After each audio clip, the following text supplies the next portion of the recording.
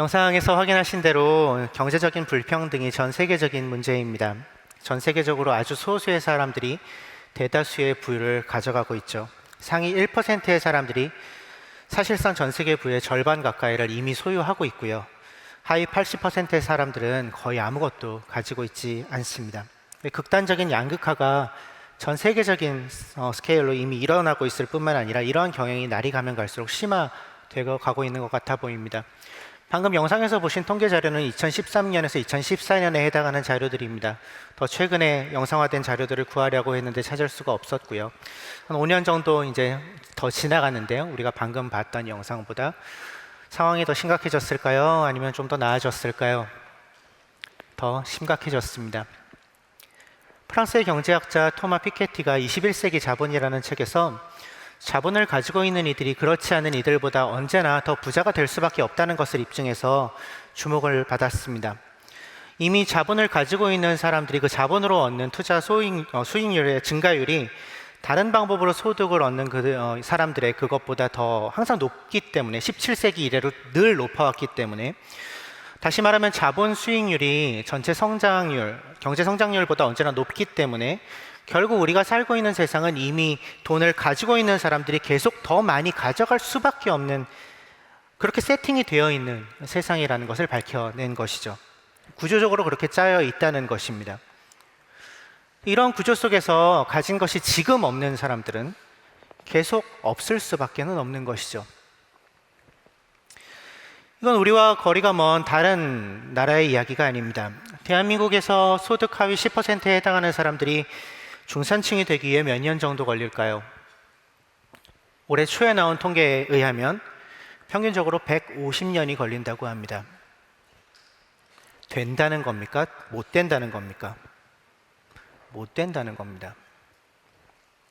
노력하면 잘 살 수 있다는 이야기들을 하지만 그런 세상은 환상 속에만 존재한다는 것이죠. 현실은 이미 돈을, 자본을 가지고 있는 이들이 더 잘 살게 되는, 그래서 가난한 사람들은 계속 가난한 채로 머물러 있을 수밖에 없는 그러한 세상입니다. 한 사람이 수채, 수십 채, 수백 채의 집을 소유한 경우가 있는 반면에 계속해서 오르는 전세 보증금 때문에 2년마다 이사를 고민해야 하는 대다수의 사람들이 있습니다. 그 틈바구니에서 계속 외곽으로 밀려날 수밖에 없는 젊은이들이 있습니다. 화려한 아파트 단지가 들어서기 위해 진행되는 재개발과 재건축에 의해서 그 과정에서 정든 삶터를 떠나야만 하는 강요받는 서민들의 목소리들이 있습니다. 아무도 그 목소리에는 귀를 기울이는 것 같지 않습니다. 그 누구도 그들의 말을 대변해주고 있는 것 같지 않아요. 왜 이렇게 부와 소득의 불공평이 날이 가면 갈수록 심화되어만 갈까요? 가장 핵심적인 문제는 역시 인간의 이기심이죠. 내가 가진 것을 더 많이 챙기려고 하는, 내 것을 더 많이 챙기고자 하는 마음. 누구나 다른 사람의 형편을 돌아보기보다는 내가 가진 것을 어떻게 하면 더 늘릴까에만 관심이 있습니다. 거기에 혈안이 되어 있습니다. 이 자기중심성, 그것을 우리는 죄라고 부릅니다. 결국 불평등을 어떻게든 완화해 보려고 하는 여러 인간적 노력들을 다 허사로 만들어버리는 끈질긴 힘이죠. 이러한 죄의 능력이 이미 우리 자신과 우리가 살고 있는 세상을 집어삼켰습니다. 그리고 그 틈바구니 속에서 이미 많이 가지고 있는 이들은 더 많이 가지게 되고, 적게 가진 이들은 계속해서 그 가난의 굴레에 벗어날 길이 없는 그런 세상이 되어버렸습니다. 불공평이 상식이 되어버린, 기울어진 운동장이 당연한 기본값이 되어버린 그러한 세상 속에서 우리는 살아가고 있습니다. 원래 이래야만 하는 것일까요? 이럴 수밖에 없는 것일까요? 이것이 하나님이 세상을 만드신 그 원래 의도였을까요? 원래 세상의 모습이었을까요? 성경은 그렇지 않다고 이야기합니다. 성경은 하나님의 존재 자체에 공평과 정의가 있다고 말하고 있습니다. 시편 89편 14절 함께 읽죠. 정의와 공정이 주의 보좌를 받들고 사랑과 신실이 주님을 시중들며 앞장서 갑니다. 하나님은 보좌에 앉아서 세상을 다스리시는 왕이십니다. 그분의 보좌를 받들고 있는 것이 무엇이라고요? 정의와 공정. 왕이신 그분의 다스림의 기초가 정의와 공정이라는 것입니다.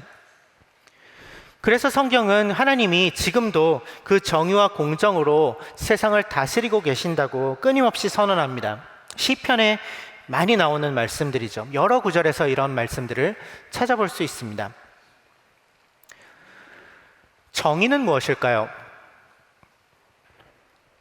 누구나 자신이 받아야 할 마땅한 몫을 받는 것이 정의입니다. 그것이 정의의 정의죠. 선을 행한 이에게는 마땅한 상이, 악을 행한 이에게는 합당한 벌이 따르는 것이 정의입니다. 열심히 일한 이에게는 그 일한 만큼의 보상이 돌아가는 것이 정의입니다. 공정은 무엇일까요? 공정은 잣대를 평평한 곳에 두는 것입니다.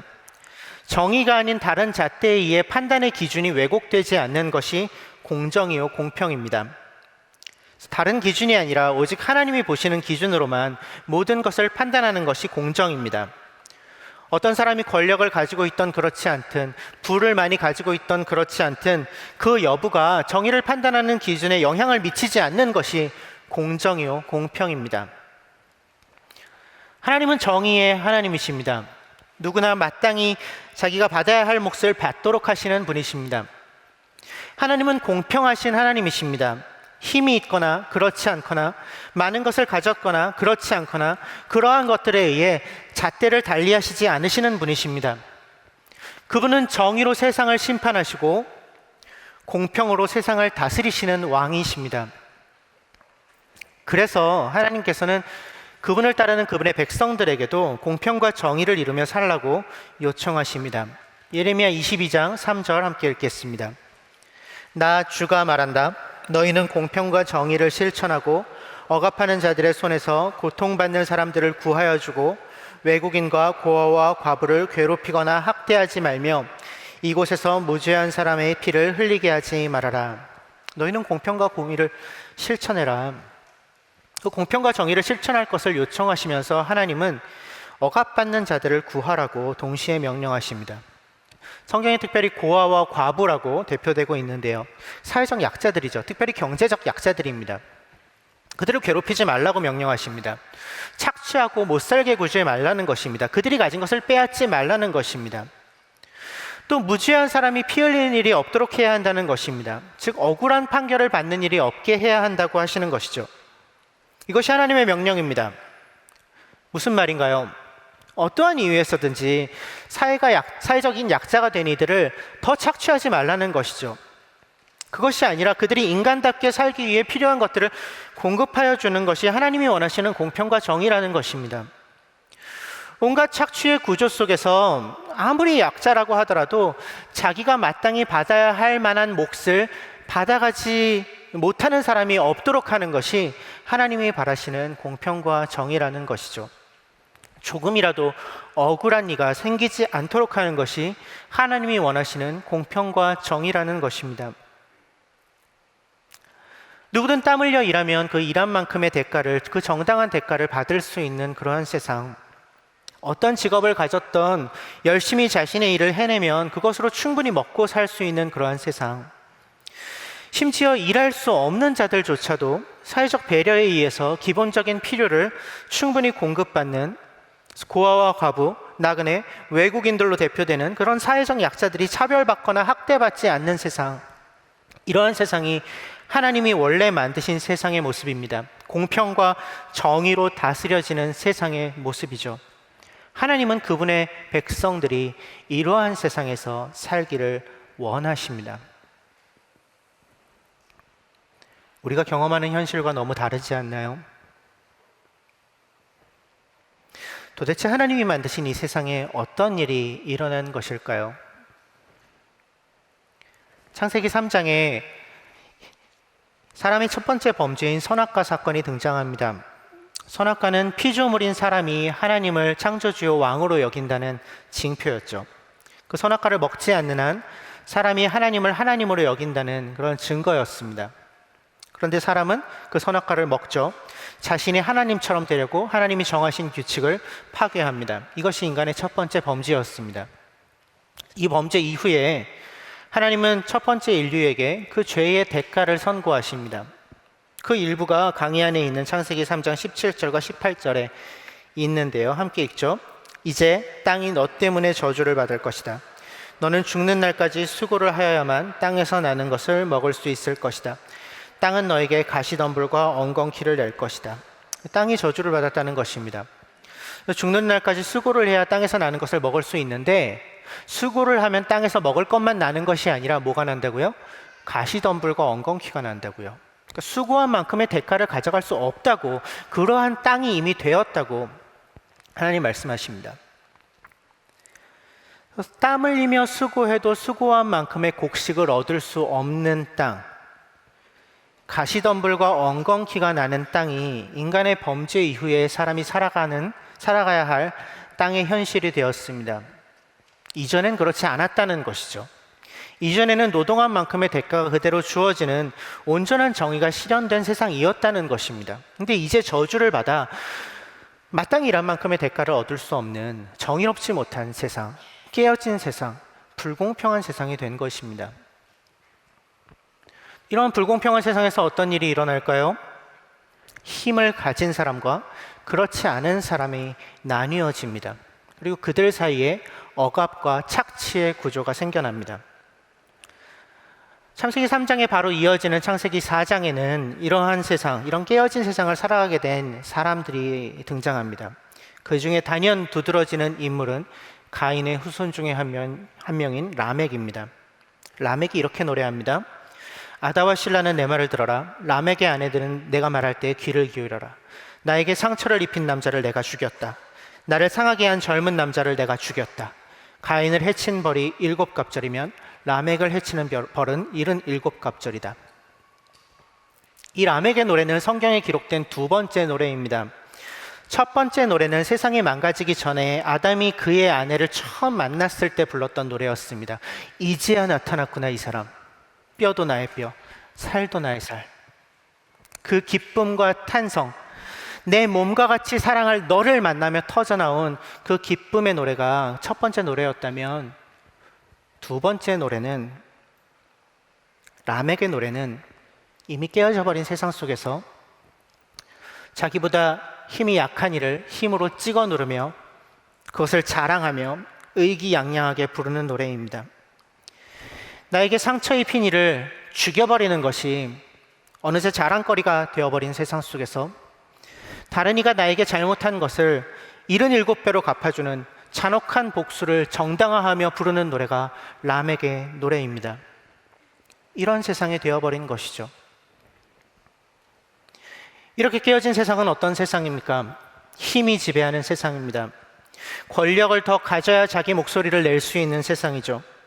그래서 누구나 더 큰 목소리를 내기 위해 더 큰 목소리로 자기의 노래를 만들어 부르기 위해 더 많이 가지려고, 자기가 가지고 있는 힘을 더 키우려고 혈안이 되어 있는 세상입니다.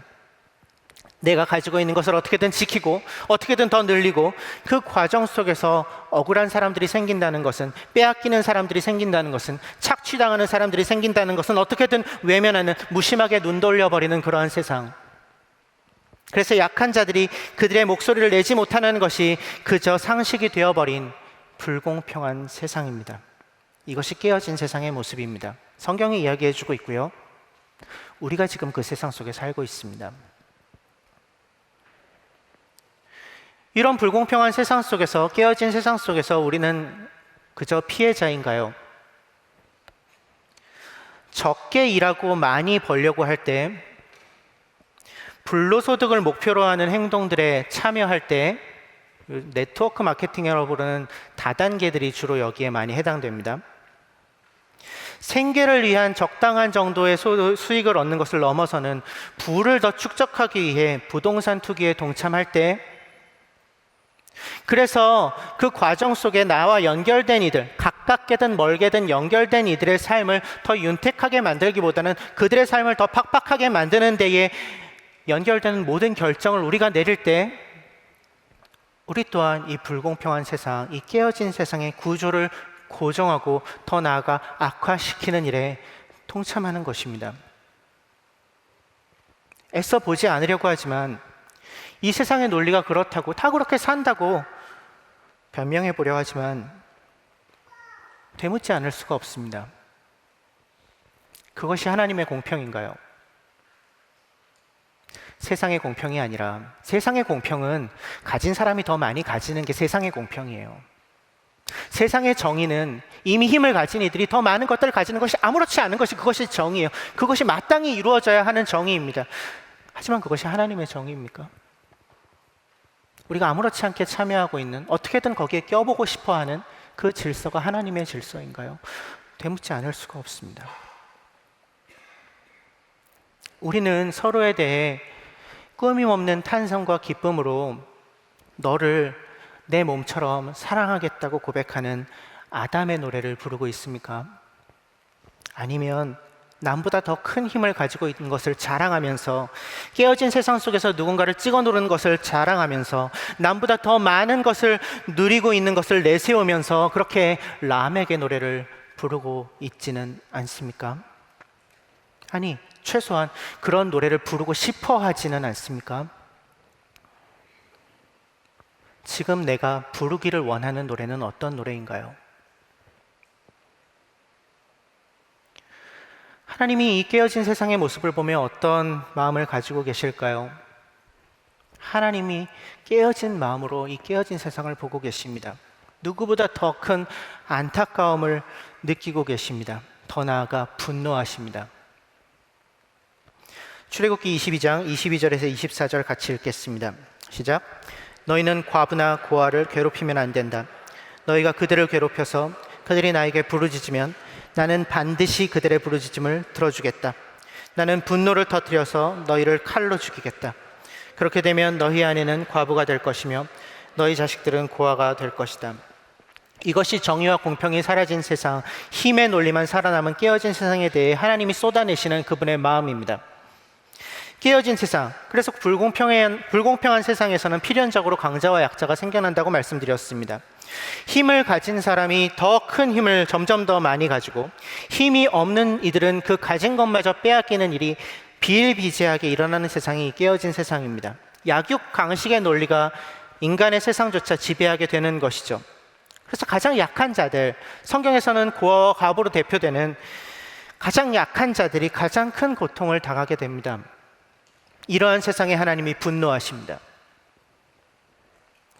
약한 자를 괴롭히면, 그들이 약하다고 해서 마땅히 받아야 할 몫을 받지 못하게 하면 하나님이 거기에 분노하십니다. 약자들을 착취하고 그들을 괴롭히고 그들이 마땅히 받아야 할 대우를 받지 못하는 세상을, 그리고 그러한 세상을 만들고 그러한 세상을 고정하고 그러한 세상을 악화시키고 있는 사람들을, 그들이 이웃을 돌아보지 않은 채 자기 자신만을 위해서 쌓아 올리는 그 풍요를 하나님이 미워하실 뿐 아니라 반드시 거기에 대해 보복하시겠다고 말씀하고 계십니다. 깨어진 세상을 바라보시고요, 깨어진 마음으로 안타까워하시는, 더 나아가 분노하시는 하나님이시기 때문에 하나님은 그분의 백성들로 이루어진 나라, 하나님의 다스림을 받으며 사는 사람들 그 사이에서는 이 깨어진 세상과는 다른 질서가 힘을 발휘하기를 원하셨습니다. 하나님의 원래 계획처럼 정의와 공평이 그 힘을 발휘하는 새로운 질서가 그분의 백성들 가운데 자리 잡기를 바라셨습니다. 그래서 하나님은 그분의 백성에게 여러 가지를 말씀하시고 명령하시며 그들 속에서 일하십니다. 그 첫 번째는 희년 제도입니다. 레위기 25장 10절과 13절 같이 읽죠. 너희는 50년이 시작되는 이 해를 거룩한 해로 정하고 전국의 모든 거민에게 자유를 선포하여라. 이 해는 너희가 희년으로 누릴 해이다. 이 해는 너희가 유산 곧 분배받은 땅으로 돌아가는 해이며 저마다 가족에게로 돌아가는 해이다. 이렇게 희년이 되면 너희는 저마다 유산을 분배받은 땅으로 돌아가야 한다 말씀하십니다. 정의와 공평이 힘을 발휘하는 세상이 되기 위해서는 먼저 무엇이 필요할까요? 최소한의 생산 수단과 자원이 공평하게 분배되어야 합니다. 누구에게나 기회가 균등해야 하죠. 기울어진 운동장에서 경기를 지속하도록 그냥 내버려 두어서는 정의와 공평이 이루어질 수가 없습니다. 이스라엘 백성은 약속의 땅인 가나안에 들어가서 각 지파별로 가문별로 땅을 분배받았죠. 그 땅을 잘 사용해서 자신의 가족과 가문과 지파가 먹고 살게끔 하나님께서 배려해 주신 것입니다. 그 모든 땅은 하나님의 것입니다. 생산수단은 하나님이 주십니다. 그것을 성실하게 잘 사용해서 먹고 살 것을 만들어내는 일은 그것은 사람들의 몫입니다. 기회가 균등했습니다. 결과도 균등했을까요? 비슷한 크기에 비슷한 비옥도를 가진 땅을 받은 사람들은 비슷한 수확을 거두었을까요? 아마 그렇지는 않았을 것입니다. 각자의 노력에 따라서 더 열심히 일한 사람이 더 많은 수확을 얻었을 것입니다. 또 각자 가지고 있는 노하우도 달랐겠죠. 더 지식을 가지고 있는 사람이 더 많은 수확을 얻었을 것입니다. 그래서 어떤 사람들은 자신의 노력으로 인해서 또 자신의 노하우로 인해서 잉여 생산물이 생겨서 이제 부를 축적하는 것이 가능했을 것입니다. 그 땅에서도 여전히. 어떤 이들은 하지만 그 딸린 식구를 먹이는 것조차 버거워서 점점 더 가난해지기도 했을 것입니다. 그러다가 결국은 받았던 땅을 팔려고 내놓아야만 생계를 유지할 수 있는 거기에까지 이르기도 했을 것입니다. 그들이 내놓은 땅을 누가 샀을까요? 잉여 자원을 축적해놨던 사람들이 샀겠죠.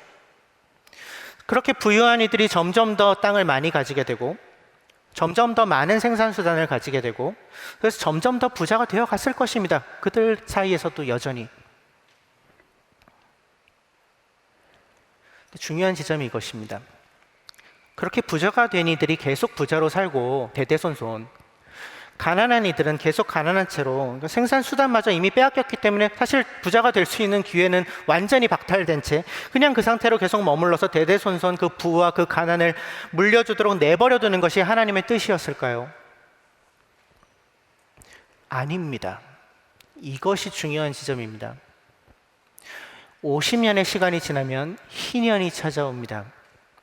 이때 모든 땅, 즉 가장 중요한 생산수단이 모두 원래의 주인, 곧 처음 그 땅을 분배받았던 가문과 지파에게로 돌아갑니다. 모든 채무가 탕감됩니다. 그래서 경제적 위기에 몰리다 못해 자기 자신과 자녀들조차 종으로 팔 수밖에 없었던 사람들도 모두 자유를 얻어서 본래 자기가 받았던, 가지고 있었던 그 땅으로 돌아갑니다. 이것이 희년에 일어나는 일입니다. 새로운 기회를 얻는 것입니다. 다시 열심히 살아볼 기회를 얻게 되는 것입니다. 이 희년 때문에 하나님의 백성 공동체에서는 부와 가난이 반드시 대물림되지는 않게 됩니다. 50년에 한 번, 다시 한번 균등한 기회를 얻게 됩니다. 50년 동안 기울어진 운동장이 기울어져 있었더라도 다시 한번 평평한 운동장에서 공정한 운동장에서 뛰어볼 수 있게 됩니다. 이 희년 제도가 하나님의 백성 공동체와 다른 민족 공동체를 구분하는 가장 독특한 지표 중에 하나였죠. 부모 잘 만난 것이, 조상 잘 만난 것이 가장 중요한 성공의 지표가 되는 세상은 하나님이 원하시는 세상의 모습이 아닙니다. 대대손손 기울어져만 가는 운동장에서 아무리 길을 써도 뒤집을 수 없는 점수차에 좌절하면서도 어떻게든 그래도 살아보려고 전전긍긍하는 이들로 가득한 세상은 하나님이 원하시는 세상의 모습이 아닙니다. 다시 시작할 기회가 주어지는 세상, 한번 실패해도 다시 일어날 수 있는 세상이 하나님이 원하시는, 그의 백성이 살기 원하시는 세상입니다. 그래서 하나님의 백성된 우리가 함께 고민해야 하는 것은 어떻게 하면 조금이라도 평평한 운동장 위에서 공정한 규칙 아래에서 모두가 정정당당하게 경기에 임할 수 있는 환경과 여건을 만들어낼 것인가 하는 것입니다.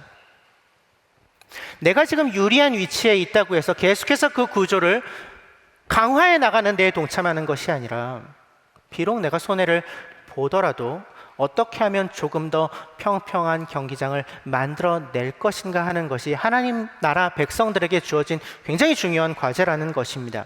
완벽하게 이루어지지는 않을 것입니다. 하지만 어떻게 이 기울어진 운동장을 조금 더 평평하게 만드느냐, 거기에 관심을 기울이며 방법을 찾아가는 것이 하나님이 우리에게 원하시는 것입니다.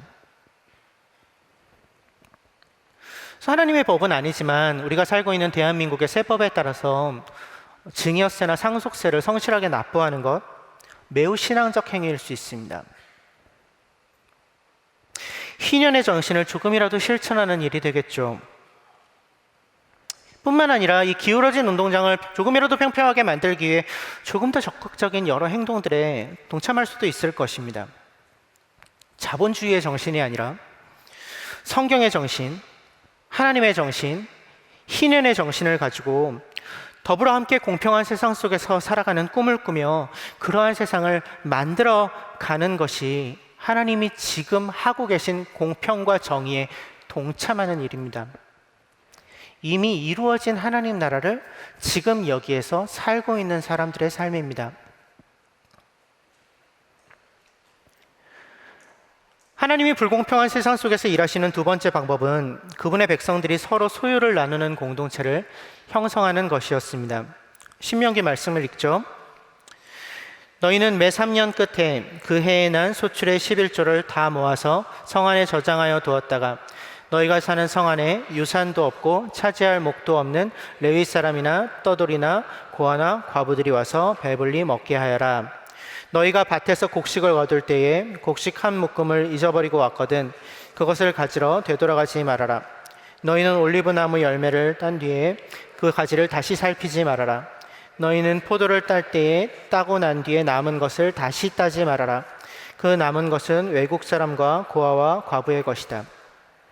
여러 이유로 인해서 사회적 약자, 경제적 약자가 될 수밖에 없었던 이들이 이스라엘 공동체 내에도 존재했습니다. 지금 우리 공동체 안에도 존재합니다. 하나님은 이러한 사회적 약자들에 대해 그들을 돌보아야 할 책임이 하나님의 백성 공동체 전체에 있다는 것을 분명히 하십니다. 땅에서 거둔 소출이 하나님이 나에게 주신 것임을 기억하기 위해 그 10분의 1을 하나님께 다시 돌려드리는 것이 11조입니다. 그런데 3년에 한 번은 그 11조를 공동체 안에서 가장 가난한 이들의 필요를 채우기 위해 사용하라고 하나님이 명령하고 계십니다. 또 매년 수확 때마다 논밭에서 올리브 나무 그리고 포도나무 과수원에서 언제나 경제적으로 가장 연약한 자들의 몫을 남겨두라고, 다 거두지 말고 그들의 몫을 남겨두라고 말씀하십니다. 그 논밭에서 난 수확은, 그 올리브 농원에서, 포도나무 과수원에서 열린 수확은 내가 수고해서 얻은 수확입니다. 내가 수고해서 수확을 거두었지만 그 가운데 일부는 외국 사람과 고아와 나그네의 것이다, 과부의 것이다 선언하시는 것입니다. 내가 수고해서 수확을 거두었지만 그 10분의 1, 3년에 한 번은 그것을 그들을 위해 내어 주어야 한다고 하나님이 명령하고 계시는 것입니다. 내가 수고했지만, 내가 땀 흘렸지만, 내가 얻은 것이지만 그게 다 네 거가 아니라는 거죠. 너의 땅에서 난 곡식이더라도, 네가 수고해서 얻은 수확이더라도 다 너의 것이 아니라는 것입니다. 네가 벌어들인 소득이 다 너의 것이 아니라는 것입니다. 그 안에는 그들의 것이 포함되어 있다는 것입니다. 가장 가난한 나의 이웃들에게 주라고 하나님이 나에게 맡기신 것이 반드시 포함되어 있다는 것입니다. 주의 깊게 들으십시오. 내 소득에 반드시 그들의 몫이 있습니다.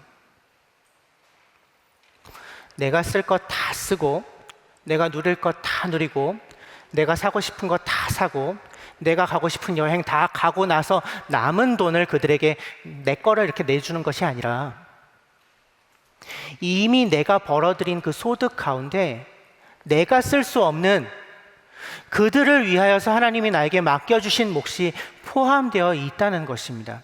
그러니까 내 거를 그들에게 주는 것이 아닙니다. 그들의 몫을 그들에게 돌려주는 것입니다. 이것이 하나님의 백성 공동체에게 주어진 명령입니다. 너에게 내가 맡긴 것들 안에는 가난한 자들에게 내가 주고자 하는 것들이 포함되어 있다. 그러니 너희 가운데 있는 가난한 자들에게 후히 베풀어라. 너희의 손을 움켜쥐지 말아라. 이것을 기억할 때 하나님의 백성 공동체는 비로소 하나님이 우리를 먹이신다, 하나님이 우리의 필요를 채우시는 분이시다라는 것을 고백할 수 있게 됩니다.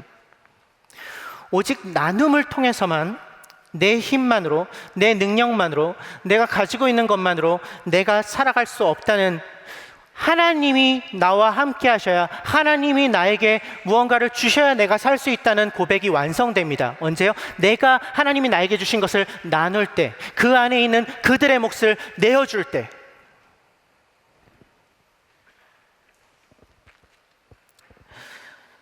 그 하나님의 은혜를 비로소 고백하게 되는 것이죠. 나눔을 통해. 그런 의미에서 나눔을 받는 이들에게만 유익한 것이 아니라 나누어 주는 이들에게도 대단히 유익합니다. 그렇게 나눔이 일상화되어 있는 공동체, 일상이 되어 있는 공동체, 하나님은 우리가 그런 공동체를 이루어 가기를 원하십니다. 마지막으로 하나님은 불공평한 세상, 깨어진 세상이 결코 영원하지 않다는 것을 그분의 백성들에게 선명하게 선언하십니다. 이것은 구약에 기록된 메시아에 대한 예언과 마지막 심판에 대한 예언에서 확인할 수 있습니다. 이사야서와 말라기 말씀에서 그 이야기들을 대표적으로 하고 있죠. 메시아는 하나님의 다스림을 이 땅에 이루는 자, 그 일을 위해 기름 부음을 받은 자를 의미합니다. 이 메시아는 공평과 정의로 그 나라를 굳게 세울 것이라고, 그 공평과 정의를 실현할 것이라고 예언됩니다. 그리고 말라기 말씀에서는 하나님이 약자들을 억압하고 착취하는 이들을 심판하러 오시겠다고 말씀하고 계십니다. 신약시대의 그리스도인들은 구약에 예언된 이 메시아에 대한 예언이 예수 그리스도를 통해 성취되었다는 것을 믿었습니다. 우리도 믿죠. 하지만 그들은 심판자로 오시는 메시아에 대한 예언은 예수님이 이 땅에 처음 오셨을 때가 아니라, 그 초림 때가 아니라 예수님이 이 땅에 다시 오실 때, 재림하실 때 이루어질 것이라는 것을 그들은 깨달았습니다. 우리도 그것을 믿고 있습니다. 최종적인 심판이 있다는 것입니다. 예수께서 다시 오셔서 심판자의 자리에 앉으실 것이라는 것입니다. 예수께서 이 땅에 다시 오시는 날에 그분이 심판대에 서셔서, 심판자로 서셔서 하나님의 뜻에 거스르는 모든 것들을 심판하시고 깨어진 이 세상을 회복시키실 것입니다. 이것이 우리의 믿음입니다. 그분께서는 결국 하나님의 원래 계획을 이루시고 말 것입니다. 이것이 우리가 꿈꾸는 하나님 나라, 완성된 하나님 나라의 비전입니다. 정의와 공평이 온전히 그 힘을 발휘하는 세상, 완전한 하나님의 통치가 이루어지는 세상이 반드시 옵니다. 이러한 믿음을 가진 이들은 지금 여기서 이미 그 완전한 다스림이 임한 것처럼, 마치 그 나라가 이미 임한 것처럼 살 수 있습니다. 하나님이 다스리시는 것 같아 보이지 않는, 그분의 공평과 정의가 도저히 이루어질 것 같아 보이지 않는, 그 공평과 정의를 따라 살겠다는 어떤 선택을 할 때 그것이 너무 바보같이 손해보는 것 같아 보이는 그런 현실 속에서 기꺼이 그 손해를 감수하는 이들이, 그렇게 내가 손해를 보더라도 하나님의 공평과 정의를 그 삶 속에 이루어가고 채워가는 이들이 하나님의 백성, 곧 진정한 그리스도인들입니다. 이 땅에 속한 것들은, 우리의 재물은, 우리의 소유는, 우리가 가지고 있는 힘은, 우리가 내세우는 권력은 그날이 오면 다 불에 타 없어질 것입니다. 절대로 영원하지 않습니다. 썩어질 것들입니다. 그날이 올 것이라는 것을 정말로 우리가 믿는다면 결국 썩어질 것들을 쌓아두는 일에 목숨 거는 것이 아니라 그날에도, 그 영원한 그 나라에 이르기까지도 여전히 가치를 가질 것들에 목숨을 겁니다. 그럴 수 있습니다. 이것이 예수의 다시 오심을 정말로 소망하는 참된 그리스도인들입니다. 마침내 그분이 심판자로 오실 것입니다. 결국 그분이 정의를 회복하실 것입니다. 결국 그분이 공평을 이루실 것입니다. 그날에 우리 모두가 그분 앞에 서게 될 것입니다. 그때 우리가 그분 앞에서 조금이라도 떳떳하기를 원한다면 지금 여기에서 하나님의 정의와 공평을 이루어내는 삶을 살지 않을 도리가 없습니다.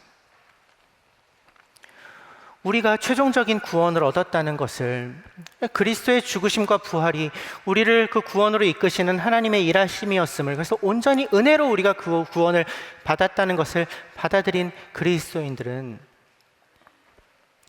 더더욱 그분의 뜻을 따라 하나님의 다스림을, 즉 공평과 정의를 이루어내는 삶을 살아내지 않을 도리가 없습니다.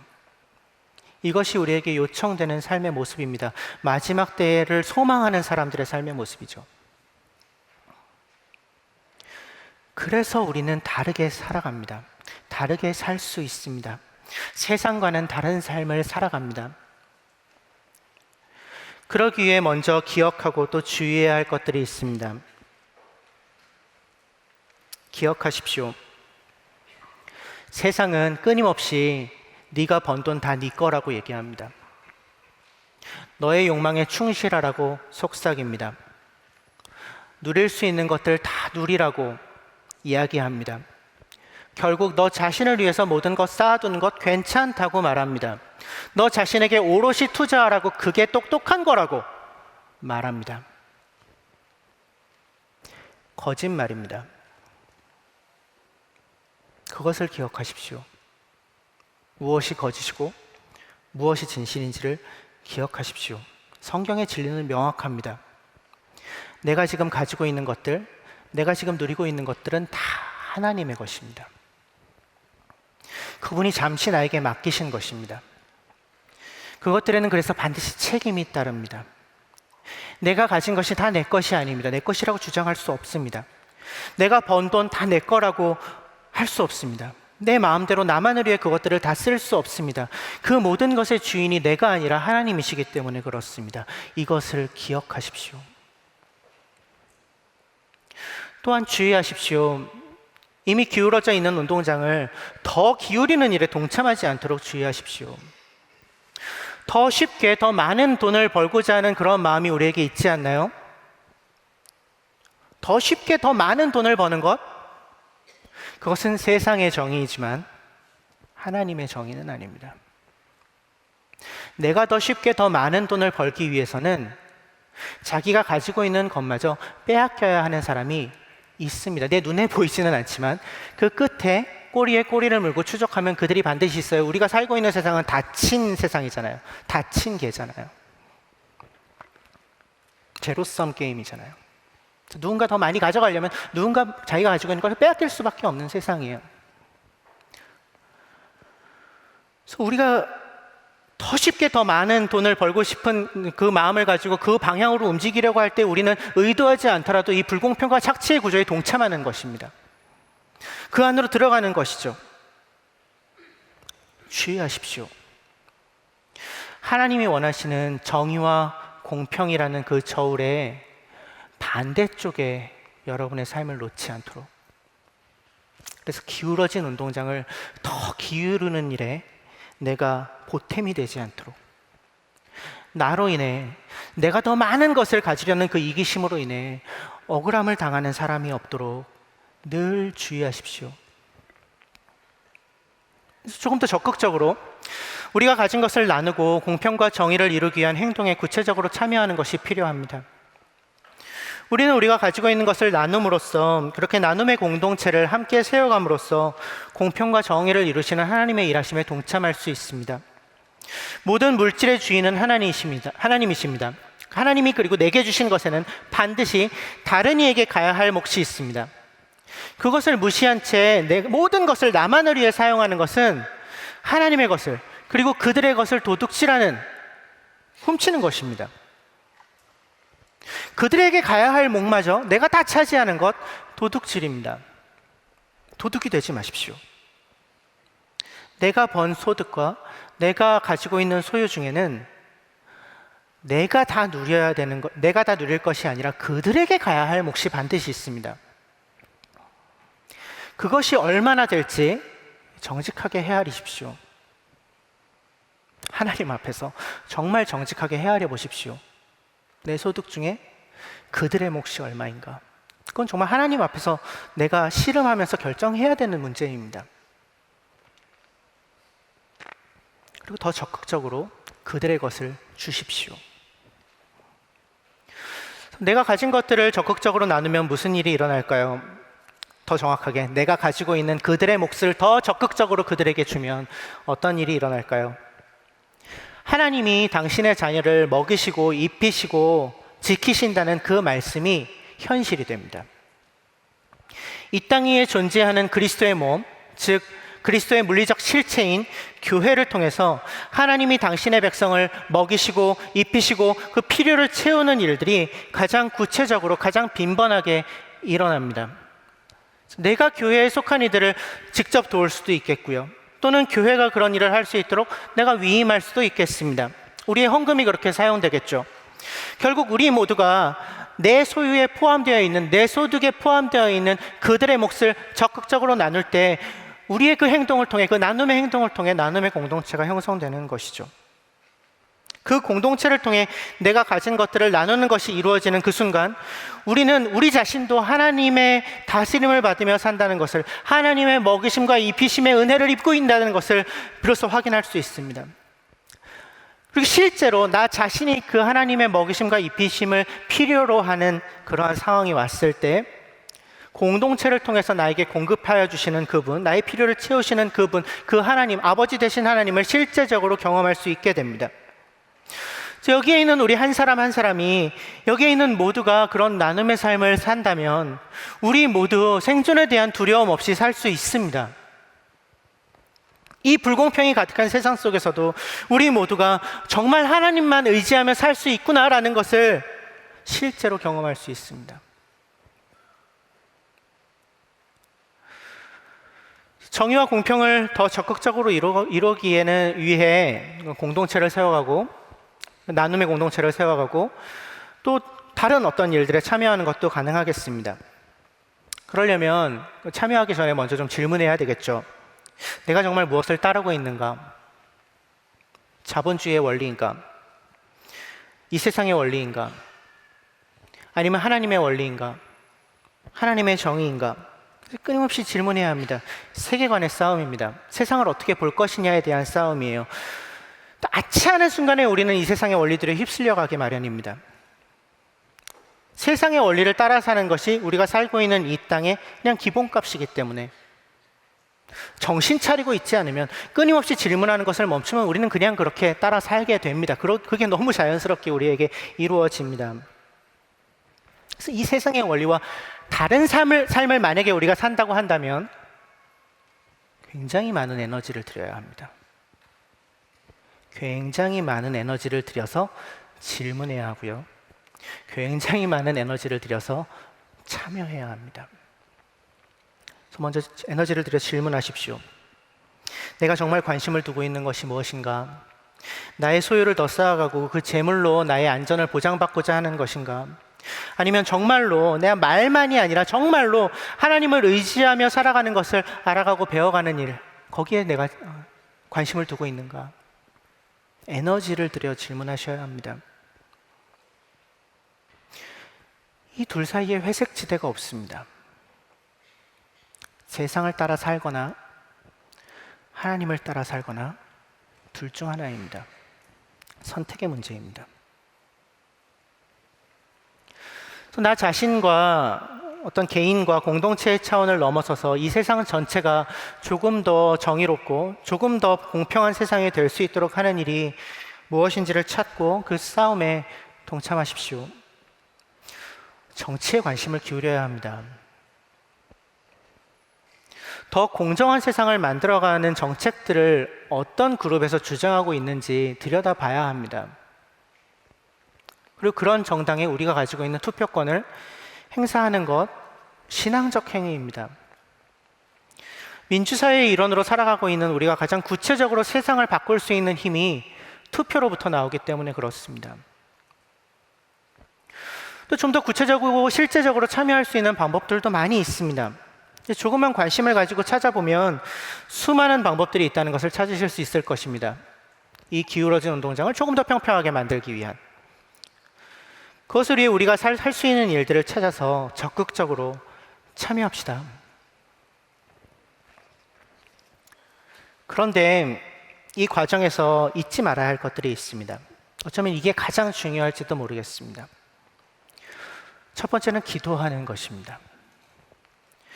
우리가 하나님을 볼 수 있는 것은, 하나님의 일하심을 볼 수 있는 것은, 하나님의 정의와 공평 가운데 연결될 수 있는 것은, 그 하나님의 마음을 품을 수 있는 것은 우리가 그분 안에 머무는 시간, 즉 기도하는 시간을 통해서만 가능합니다. 기도를 통해 우리는 그 하나님께 연결됩니다. 기도하지 않고서는 우리를 둘러싸고 있는 이 깨어진 세상의 논리와 힘을 벗어나서 하나님의 공평과 정의를 따라서 사는 삶을 살 수 없습니다. 전혀 불가능합니다. 기도를 통해 하나님께 나아갈 때, 그분과 연결될 때 우리는 비로소 하나님의 뜻을 이루어갈 수 있는 힘을 얻게 됩니다. 오직 기도하는 자만이 이 세상의 기준으로는 바보 같아 보이는 선택조차도 그것이 하나님의 뜻이라면 용감하게 선택할 수 있습니다. 주님, 우리에게 주님의 마음을 주십시오. 공평과 정의를 지금도 이루기 원하시는 당신의 마음을 주십시오. 이 불공평한 세상 속에서, 라멕의 노래가 울려 퍼지는 세상 속에서, 이 잔혹한 세상 속에서 우리가 하나님의 뜻을 분별하고 그 뜻에 순종하며 당신의 백성다운 삶을 살 수 있는 힘을 주십시오. 우리가 이렇게 기도할 때 하나님이 우리 안에서 그분이 하고자 하시는 일을 이루어 가실 것입니다. 또 하나는 소망하는 것입니다. 예수께서 다시 오실 것입니다. 그분이 최종 심판자로 다시 오실 것입니다. 하나님의 가치가 아닌 다른 가치, 하나님의 질서가 아닌 다른 질서, 하나님의 능력이 아닌 다른 힘, 다른 권세, 다른 영광, 다른 풍요, 이 세상을 이끌어가는 것 같아 보였던 그 모든 것들이 그날이 오면 순식간에 불타 없어지고 말 것입니다. 그리고 그날에 하나님이 처음 계획하셨던 공평과 정의로 가득한 세상이 이루어집니다. 반드시 이루어집니다. 완성된 하나님의 나라가 우리 눈앞에 펼쳐질 것입니다. 그날이 옵니다. 반드시 옵니다. 이것이 우리의 소망입니다. 그날에 남을 만한 것들을 쌓아 올려가는 삶을 삽시다. 그날에 남을 만한 것들로 우리의 인생을 채워갑시다. 그날을 소망하고 그날을 기다리며 그날이 마치 지금 이루어진 것처럼 내 주변에 작게나마 정의와 공평이 자리 잡을 수 있도록 최선을 다하는 삶을 살아갑시다. 오직 소망하는 자들만이 그러한 삶을 살 수 있습니다.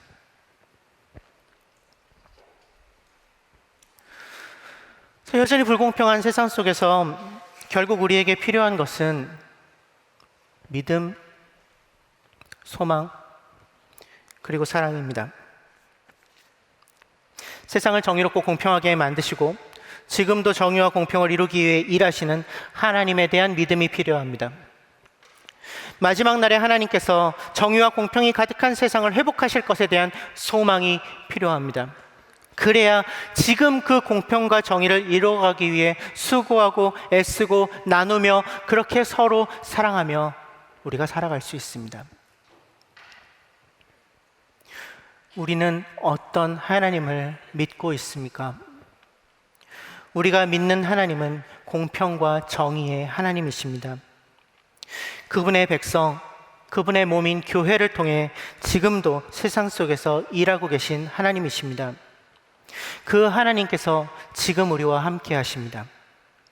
불공평한 세상 속에서 공평과 정의를 회복하고자 수고하고 애쓰는 이들과 함께 하십니다. 그래서 우리는 그 아버지 하나님을 이렇게 고백합니다. 함께 우리의 신앙 고백을 읽겠습니다. 우리는 창조, 구속, 심판과 회복의 주권자이며 모든 피조물의 예배를 받으실 분이시며 만물을 사랑과 공의로 다스리시는 성부 하나님을 믿으며 이 하나님께 우리 자신을 드린다. 이 하나님과 함께 또 우리 옆에서 이 길을 걷고 있는 이들과 어깨를 걸고 더불어 함께 공평과 정의를 완성하실 주님의 일을 이루어가는 우리 모두가 되기를 간절히 소망합니다. 1분간 침묵하겠습니다.